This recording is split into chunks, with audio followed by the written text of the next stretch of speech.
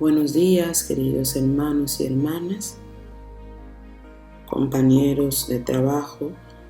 Esta mañana estamos más que agradecidos de que Dios nos ha dado un día con vida y ahora estamos aquí ante de su presencia que vamos a estudiar. Seguimos estudiando el capítulo 3 del libro Cómo Él nos ve. Y esta mañana estamos en la sección de cómo nos ve Satanás y cómo nos ve Dios. La sección se titula Satanás te ve como sinagoga, pero Dios te ve como su templo. Como estuvimos estudiando durante todo este capítulo, Satanás no tiene otro propósito que de vernos como sinagoga de él, una sinagoga de inmundicia, de placeres pecaminosos como era Corintios. Y hoy queremos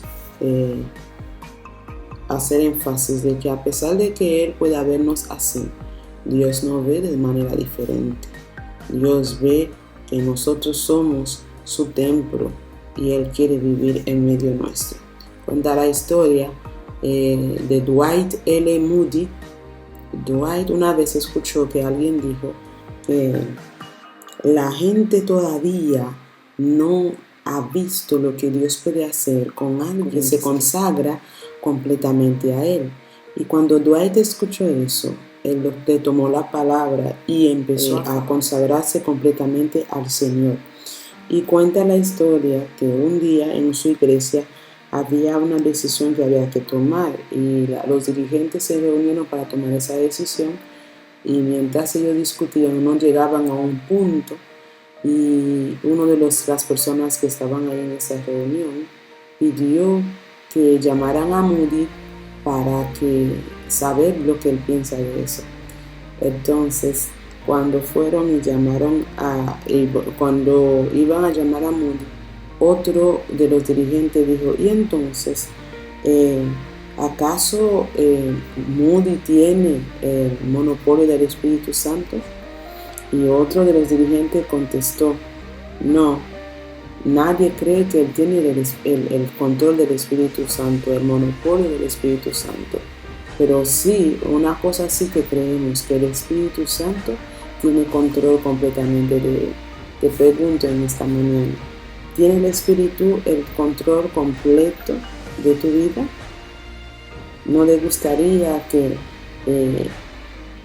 la gente puedan decir lo mismo que dijeron de Moody, que el Señor, el Espíritu Santo, tiene el control completo de tu vida? Aunque Satanás te ve como sinagoga de inmundicia, Dios te ve como su templo. Y como templo del Dios viviente, nosotros estamos llamados a vivir a la altura de lo que somos, una casa espiritual.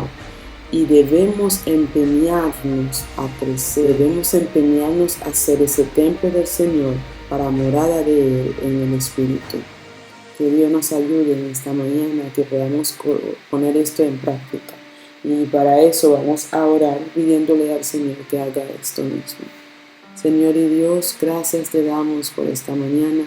Gracias por tu amor y misericordia hacia nosotros. Queremos entregarte este día. No sabemos lo que nos espera. Lo que sí sabemos es que tú quieres que vivamos como el templo de tu Santo Espíritu.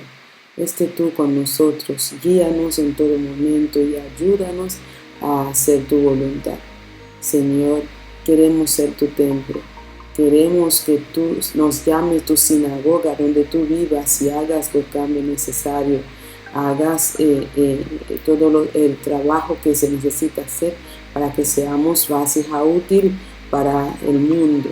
Así que haga ese trabajo en nosotros y guíanos en el día de hoy. Aquí te recomiendo, te entrego ese personal de trabajo del CAV, que tú estés con cada uno de ellos, con la administración de UNACA, con estas preparaciones que se están haciendo para el colegio, para la reapertura. Si es tu voluntad, que tú pongas tus manos y que todo se pueda hacer. Si no, hágase tu voluntad, oh Dios, aceptaremos lo que tú quieres para nosotros. Perdona nuestros pecados y dirígenos durante este día. Te lo pedimos en Jesús. Amén. Feliz día.